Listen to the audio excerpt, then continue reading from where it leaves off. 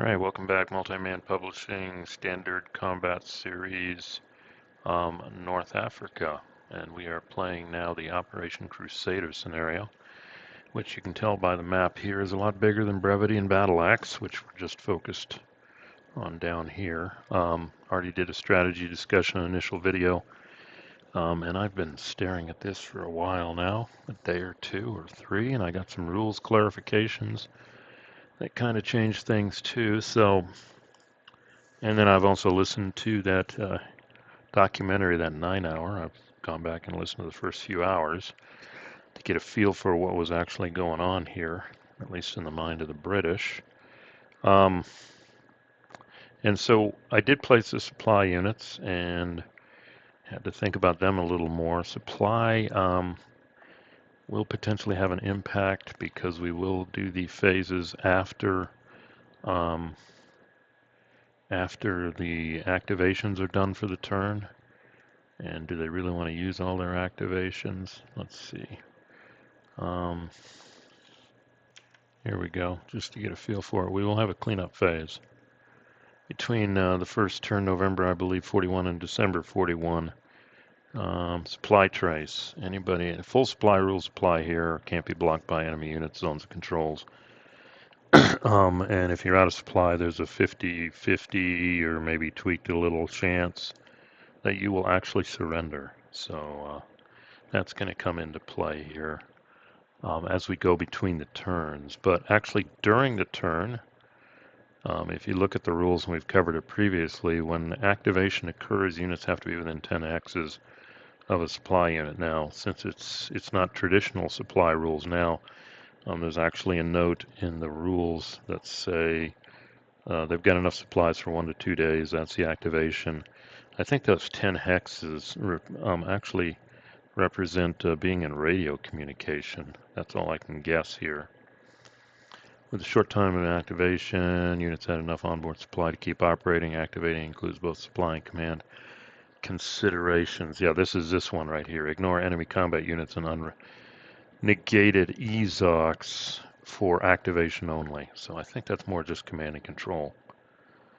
So that then dictates some thoughts on the supply units. Now for the British, this is pretty cool. They do have actually 5 supply units in Tobruk, and then they have another 7, which I've just put here.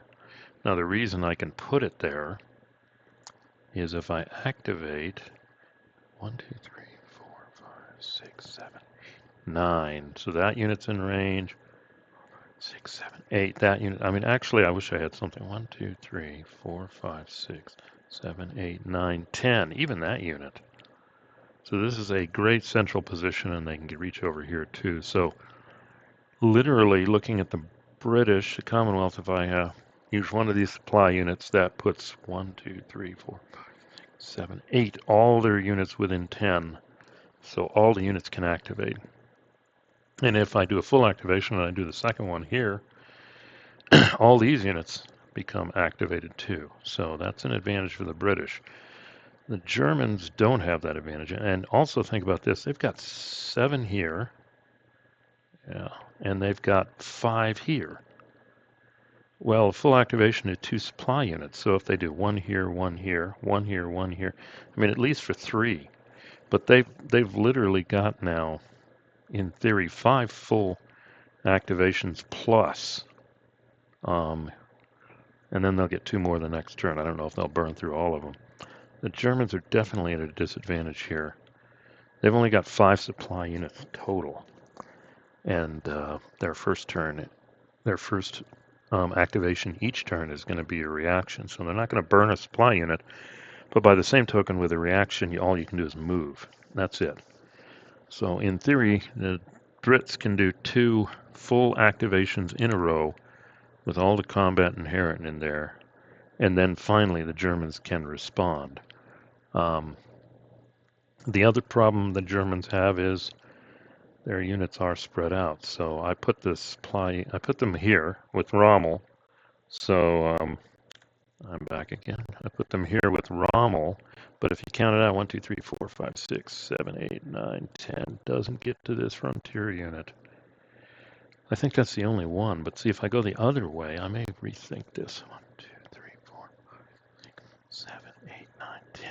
So they can kind of get here, but that doesn't help the Italians. 1, 2, 3, 4, 5, 6, 7, 8, 9. Okay. ART, the Armored Division, is good. I may even have to rethink this.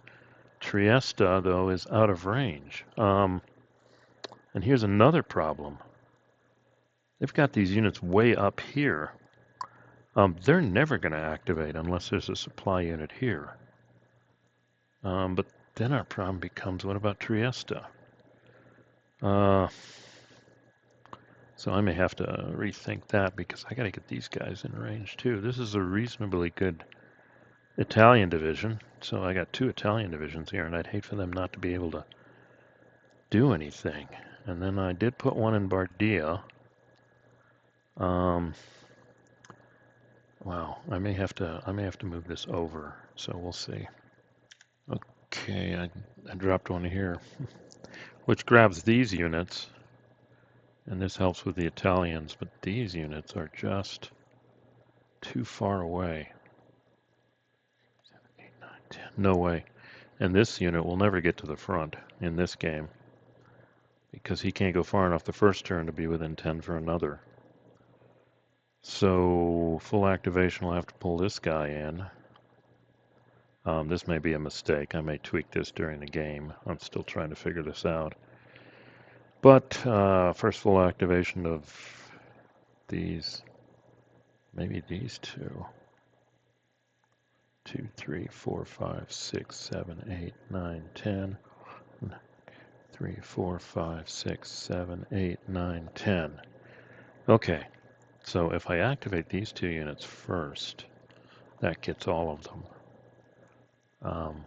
Okay. But still, the Germans are at a massive disadvantage when it comes to supplies. The Brits just have too many supplies. Now, the other interesting thing, listening to the history, well, and then this guy, what is he doing on the front lines if he's still training? I looked at the order of appearance. He finishes his training at the beginning of next turn. So for this turn, he's a 3-2-12 with 1 step. Probably going to be run away so that he can finish his training. But I also did some about the history, and actually the British plan, which wasn't great, was they would drive 7th Armor to literally this location, Gabar Salah, and then they would wait for the Germans to counterattack, and then they'd have a big armor battle and destroy all their armor. Kind of a flawed plan. Just listen to the history.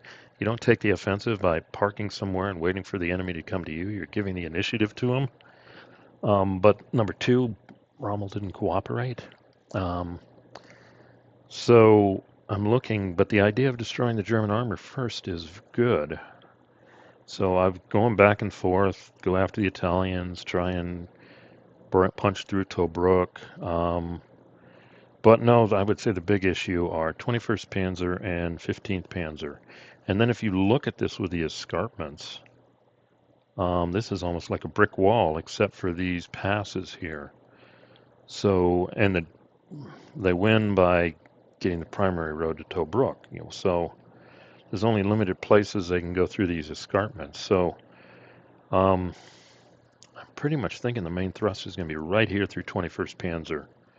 2 full activations, take advantage of exploitation, overrun, and try and get to try and kind of mangle up these panzer divisions and then get to here. And take Bardia to prevent a German win, actually. Bardia has to fall to prevent a German win. So I'm thinking that's going to be the initial strategy. We're not going to sit in the desert and wait for Rommel to come out with his tanks. We're going to go after them.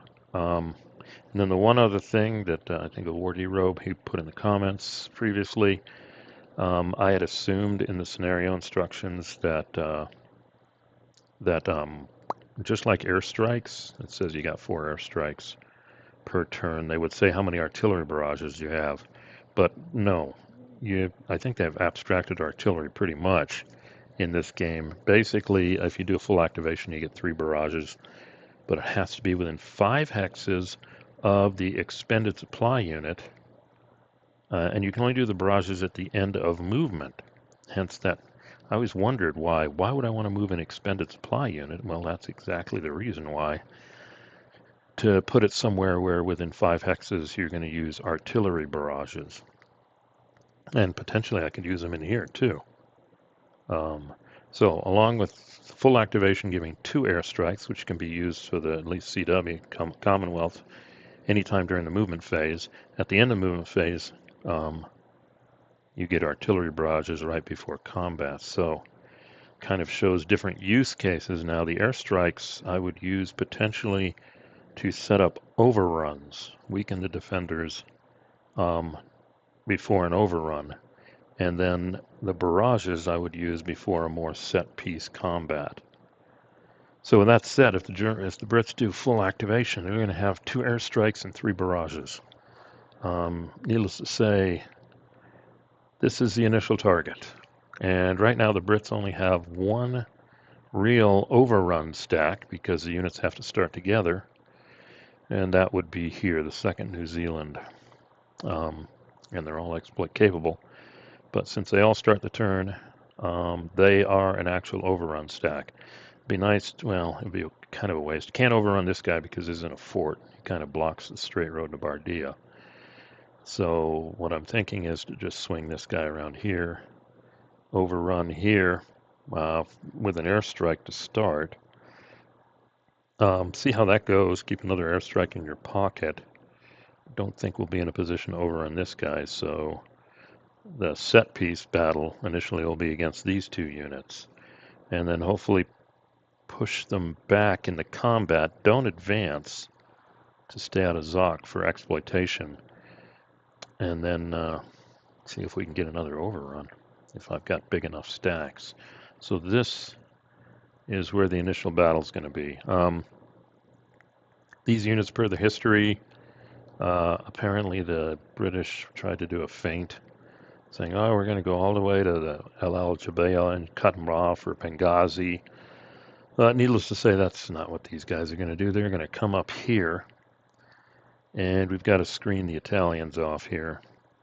I don't think we'll attack unless they're 8. That's pretty strong, and I don't want to waste barrages or artillery because this is where the battle is. This is going the wrong way.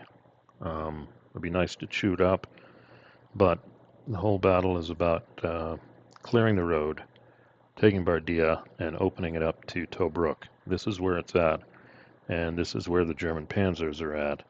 So this is the direction we're going here. So I'm at 13 minutes. I'm going to stop this recording here, but hopefully follow it up immediately with the British first turn full activation. So we will see you back here shortly, hopefully, for the aggressive British attack against 21st Desert Rats, taking on 21st Panzer. So thanks for listening. See you back soon here.